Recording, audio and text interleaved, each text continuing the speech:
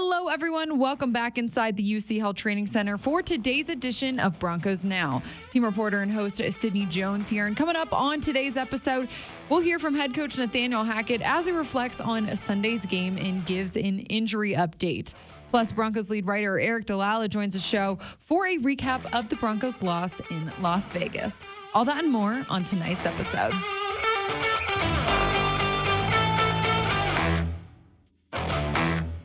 Looking at the top news surrounding the Broncos today, head coach Nathaniel Hackett spoke to the media and confirmed that running back Javonte Williams will miss the remainder of the 2022 season. Javonte suffered a knee injury, reportedly a torn ACL during Sunday's loss versus the Raiders. And outside linebacker Randy Gregory also suffered a knee injury on Sunday's game. Coach Hackett announced that his ACL remains intact, but that he will have to undergo a knee scope. He will miss some time, and Coach Hackett said that the IR is also a possibility. Coach Hackett gave his thoughts on both of those guys and who will have to step up in their place. I mean, both those guys are obviously very important to our team. Losing Javonte is so unfortunate, a dynamic player in this league. Randy, same thing, having him to have to miss some time right now is hard because he's been a great force on the team. But, so somebody's got to step up. And I think that, with this whole team, I think they're excited, for that opportunity. And we're glad that it comes very soon instead of having to wait longer to be able to get out there and go play. He then goes on to talk about how the team will respond after losing two critical guys to injuries. It's one of those things. This is part of football. It's a physical game. We can't deny there's certain things we can't control. And as a team, we're going to band together and we're going to step it up and get better. And whoever has the opportunity to go in has to embrace it and be excited for it and play the best they've ever played. Coach Hackett also talked about Melvin Gordon's performance on Sunday versus the Raiders and that he expects him to step up on Thursday night and have a great game. Melvin's a true pro. I mean, this is a guy that's been doing this for a long time. He's harder on himself than anybody. And he's part of our team. I mean, we love the guy. I mean, he knows there was a mishap right there. And it's a great opportunity for him to get back out on the field and prove himself. And we're excited to be part of that and put him in great positions to be able to make plays.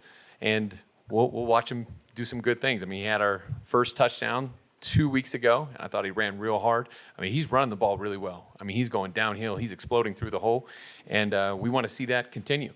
And like I said, he's a true pro, and I expect for him to step up and have a great game. And following the team's 32-23 loss to the Raiders on Sunday, Coach Hackett also talked about the offense's performance and what changed from the first half to the second. We were doing really good, a lot of good things in the first half. We're able to move the ball pretty well, had a lot of great short fields. And then when we got into that second half, we just kind of got stalled in behind the chains. I think that's kind of the thing that's been hurting us, whether it be a penalty, a sack, a drop, something like that. And we just need to clean that stuff up. We can't have that stuff. We want to be sure that we're in front of the chains, putting ourselves in manageable third down situations so we can continue to get some first downs. But in the end, you got to convert on third down. I mean, our third down percentage was not good. It hasn't been good the past couple games. And that's where we got to really focus to be able to get some more plays because we didn't have a lot of plays in that game. A lot of stuff we wanted to get to. The Broncos did not practice today, but here's a look at the team's estimated injury report. Outside linebacker Jonathan Cooper, outside linebacker Randy Gregory, safety PJ Locke, guard and center Quinn Miners, outside linebacker Aaron Patrick, safety Caden Stearns, and running back Javonte Williams all would not have participated today. Wide receiver Tyree Cleveland, running back Melvin Gordon, cornerback Darius Phillips, guard Dawn Reisner, offensive lineman Billy Turner, cornerback K'Wan Williams, and quarterback Russell Wilson would have all been limited in practice. Coach Hackett gave an update on Russell and said he got dinged up in the game and is just a little bit sore today. They're going to be sure to take care of him and get him the treatment he needs throughout the week. Now joining me here inside the Broncos podcast studio is Broncos lead writer Aric DiLalla. Aric, let's dive into Sunday's game and the team's overall performance. I thought the offense, they looked pretty good in the first half, but things started to slow down a little bit in the second half. They did score touchdowns on 2 of their 3 red zone possessions, though. Overall, Aric, what'd you think about the offense's performance? Yeah, it was up and down. I think there were encouraging parts of it. Russell Wilson, I think, looked like the guy that you expected when you traded for Russell Wilson. Really good in the first half. And then once they got things going kind of in the fourth quarter, put it together there too. And so he was efficient. At halftime had just one incompletion, I believe. They weren't able to get things going at the beginning of the third quarter, but he made some throws where you're like, wow, that's what a top-end franchise quarterback does. I think to that drive in the fourth quarter where the Broncos cut it to a 2-point lead. It's 1st and 30, 1st and 25. He finds Cortland Sutton. Then he has that play to KJ Hamler. He makes a pair of big plays with his legs on that drive, scrambles for a first down on 3rd and 9, and then on a read option play gets into the end zone for that touchdown. That's the guy that we expected, Sydney. That's what we saw. So I think when you're talking about this offense, first and foremost, you've got to feel really good that Russell Wilson looked like that. Then you move on to the rest of the things, and the running game wasn't good enough. Obviously, Javonte Williams getting hurt impacted that, but Melvin Gordon and Mike Boone, they couldn't find kind of that sustained success. The Broncos had some negative plays that would set them back, particularly in the third quarter. There were a couple of times where it looked like, hey, they're going to get something going, and then a Max Crosby sack would set them back, or you're just not able to quite build off of these positive plays. But I think overall there were some good things. Like you mentioned, the red zone has been better. Now 3 of the touchdowns in their last 4 trips to the red zone, so that's really encouraging. And I think that you're finally starting to see this offense kind of get going a little bit. They've got to be more consistent. You can't have the sort of dry spells like you had in the third quarter. But I do think as the season goes along, this is a good sign. Yeah, you mentioned, Russell Wilson's overall performance. This was arguably one of his best performances so far as a Bronco. I thought he did a really good job at finding his receivers. We saw touchdowns from Cortland Sutton, Jerry Jeudy, some big plays like the one you mentioned from KJ Hamler, found Kendall Hinton. I mean, more guys really stepped up this week, I thought. Yeah, I mean, I thought Jerry Jeudy in particular did a nice job of having an impact on this game. Obviously, Kendall Hinton had a couple of big catches. Yeah. You mentioned KJ Hamler. I do think they've got to figure out a way to keep Cortland Sutton involved because he had some big plays there in the first half, and then until the end of the fourth quarter, it was a little bit quieter. But what I will say is the Broncos just didn't run that many plays in the third quarter, and so there's a lot of talk today about, they weren't able to get the ball to this person, or they didn't throw a lot of passes in this, on this drive. Well, when you're not running many plays at all, I think the Broncos had 1 first down on 3 possessions in the third quarter. You just don't have those opportunities. And we heard that a lot last year in terms of, hey, well, the offense can't get the ball to this guy if you don't have the plays to do that. And so sustained drives, avoiding those negative plays, that'll help get the ball to playmakers like Cortland Sutton, Jerry Jeudy. It'll give you the chance to then make those plays because we've seen when the Broncos got on a roll there, they'd have those explosive plays. They'd have the 20-yarder to whoever, to Cortland Sutton, or they'd have the 40-yarder to Jerry Jeudy, or they'd be able to get the ball down the field to Kendall Hinton. They'd be able to do those things, but you've got to have the opportunity. And if you get behind the sticks right away and it's 1st and 15 or it's 1st and 20 or, it's 2nd and 7 and then you get blown up on a sack, it makes staying kind of in rhythm difficult. And Russell Wilson said after the game, hey, this is a game where you've got to stay on schedule. And unfortunately, especially in that third quarter, the Broncos didn't stay on schedule. Aric, you mentioned the running game a little bit earlier on. Of course, like you said, Javonte Williams, he suffered a knee injury, and Coach Hackett confirmed today that he will be out for the rest of the season, which is just so awful to see. We, of course, hope he has a really speedy recovery. But Aric, looking at this running backs room, what do you think's in store for them now? The Broncos' run game in general needs to get better, needs to get going. Losing Javonte doesn't help that, obviously. The Broncos have to figure out, are they going to rely on Melvin Gordon, who obviously now has had several fumbles in his last few games, and kind of bad luck for him and the Broncos at 3 of those, I believe, in the last 12 games have been returned for touchdowns. Just kind of unfathomable luck on their end. Mike Boone, he's an option, of course. He was able to do a little bit there. I think he had 3 carries for 20 yards, so a decent average, but just didn't have a lot of opportunities based on how the game went. I think the key is, one, the offensive line needs to step up, and if you get Quinn Miners back at some point, I think that helps. Yeah. Maybe Billy Turner comes back. He didn't practice last week, so we'll have to see what happens there. But that would help. There needs to be fewer missed assignments. There were times, I think, where the Broncos, all but one guy, were able to get to their defender, and it looked like it was going to be a positive gain, and then, boom, you're tackled for a loss. And so across the board, the execution just has to be a little bit better. And then I think one option too, you don't want to do this a ton, I don't think, but Russ led the team in rushing on Sunday, and I think that there's a chance, whether it's that read option in the red zone, if it's him scrambling for, important first downs, that's not a play in and play out sort of solution, but there are ways that you can keep the defense honest by having Russ run a little bit, and so that could be an option too. But yeah, they're going to need somebody to step up, and maybe if it is Melvin Gordon, maybe this is helpful in a way. Obviously, you don't want Javonte to go down, but clearly Melvin has been aware of sharing carries. He's been aware of that rotation.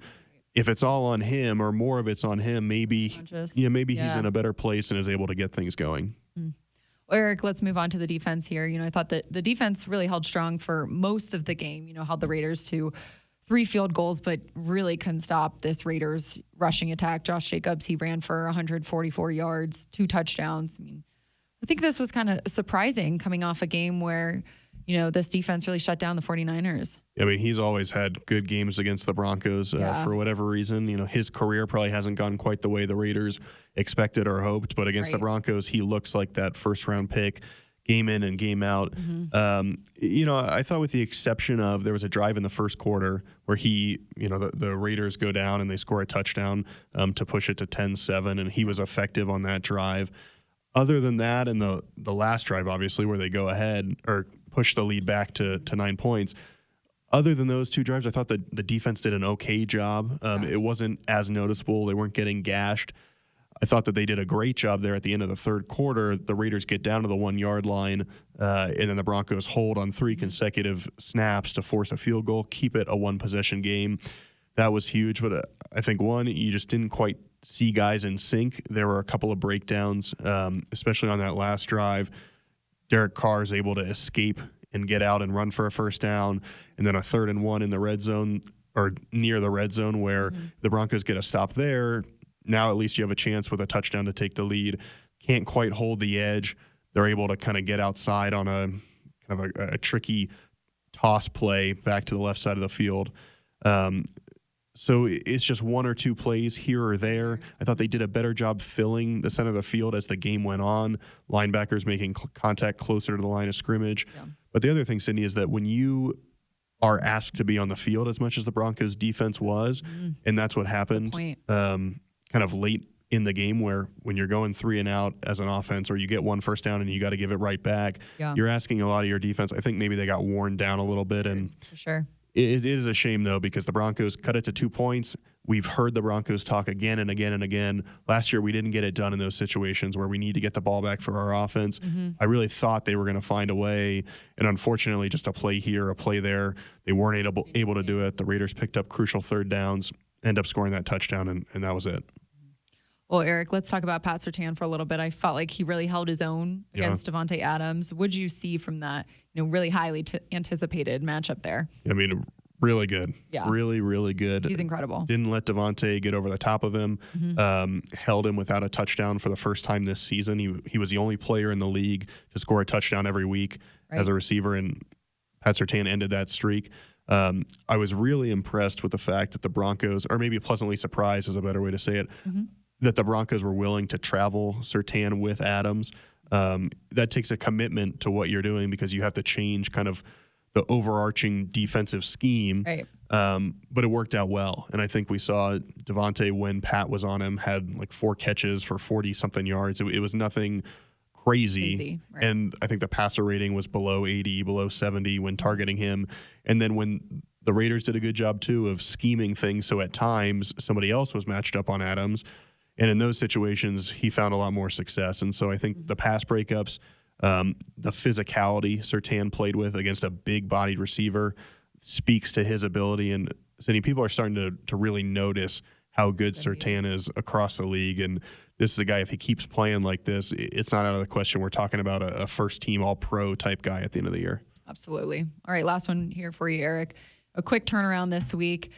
Short week as the team welcomes the Colts into town in just a couple of days. How important is it for this team to kind of address these issues and then move along? Yeah, the run game in particular on a short week is difficult because you're probably feeling a little banged up. We don't know if Jonathan Taylor is going to play for the Colts, which if he doesn't play, obviously that helps the Broncos, but they're going to face a challenge regardless. And defensively, I know they're going to be motivated to get it right. Bradley Chubb was talking about, hey, last week I said we're the best defense in the league. Well, we've got to show that every week. We got to be committed to that.